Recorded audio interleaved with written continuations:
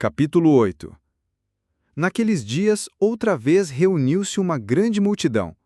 Visto que não tinham nada para comer, Jesus chamou os seus discípulos e disse-lhes: Tenho compaixão desta multidão. Já faz 3 dias que eles estão comigo e nada têm para comer. Se eu os mandar para casa com fome, vão desfalecer no caminho, porque alguns deles vieram de longe. Os seus discípulos responderam: Onde neste lugar deserto poderia alguém conseguir pão suficiente para alimentá-los? Quantos pães vocês têm? Perguntou Jesus. 7, responderam eles. Ele ordenou à multidão que se assentasse no chão. Depois de tomar os 7 pães e dar graças, partiu-os e os entregou aos seus discípulos para que os servissem à multidão, e eles o fizeram. Tinham também alguns peixes pequenos. Ele deu graças igualmente por eles e disse aos discípulos que os distribuíssem. O povo comeu até se fartar, e ajuntaram 7 cestos cheios de pedaços que sobraram. Cerca de 4.000 homens estavam presentes. E, tendo-os despedido, entrou no barco com seus discípulos e foi para a região de Dalmanuta.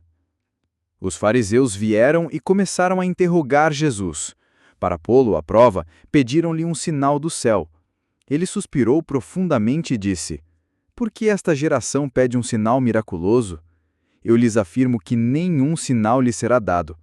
Então se afastou deles, voltou para o barco e atravessou para o outro lado. Os discípulos haviam se esquecido de levar pão, a não ser um pão que tinham consigo no barco. Advertiu-os Jesus: Estejam atentos e tenham cuidado com o fermento dos fariseus e com o fermento de Herodes. E eles discutiam entre si, dizendo: É porque não temos pão? Percebendo a discussão, Jesus lhes perguntou: Por que vocês estão discutindo sobre não terem pão? Ainda não compreendem nem percebem? Seus corações estão endurecidos? Vocês têm olhos, mas não veem, têm ouvidos, mas não ouvem. Não se lembram? Quando eu parti os 5 pães para os 5.000, quantos cestos cheios de pedaços vocês recolheram? 12, responderam eles. E quando eu parti os 7 pães para os 4.000, quantos cestos cheios de pedaços vocês recolheram? 7, responderam eles. Ele lhes disse: Vocês ainda não entendem?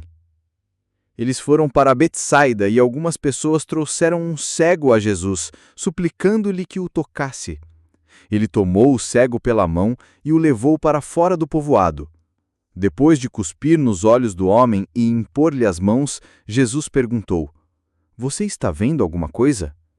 Ele levantou os olhos e disse: Vejo pessoas, elas parecem árvores andando. Mais uma vez, Jesus colocou as mãos sobre os olhos do homem. Então seus olhos foram abertos e sua vista lhe foi restaurada, e ele via tudo claramente. Jesus mandou-o para casa dizendo: Não entre no povoado. Jesus e seus discípulos dirigiram-se para os povoados nas proximidades de Cesareia de Filipe. No caminho, ele lhes perguntou: Quem o povo diz que eu sou? Eles responderam: Alguns dizem que és João Batista, outros Elias, e ainda outros um dos profetas. E vocês? Quem vocês dizem que eu sou? Pedro respondeu: Tu és o Cristo. Jesus os advertiu que não falassem a ninguém a seu respeito. Então ele começou a ensiná-los que era necessário que o Filho do Homem sofresse muitas coisas e fosse rejeitado pelos líderes religiosos, pelos chefes dos sacerdotes e pelos mestres da lei. Fosse morto e 3 dias depois ressuscitasse. Ele falou claramente a esse respeito. Então Pedro, chamando-o à parte, começou a repreendê-lo.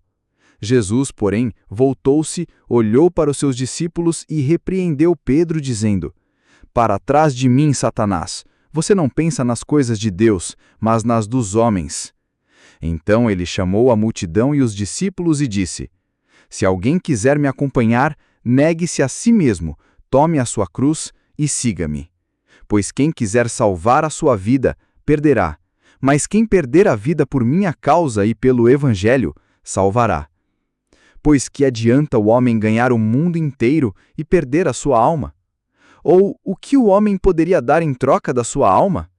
Se alguém se envergonhar de mim e das minhas palavras nesta geração adúltera e pecadora, o Filho do Homem se envergonhará dele quando vier na glória de seu Pai com os santos anjos.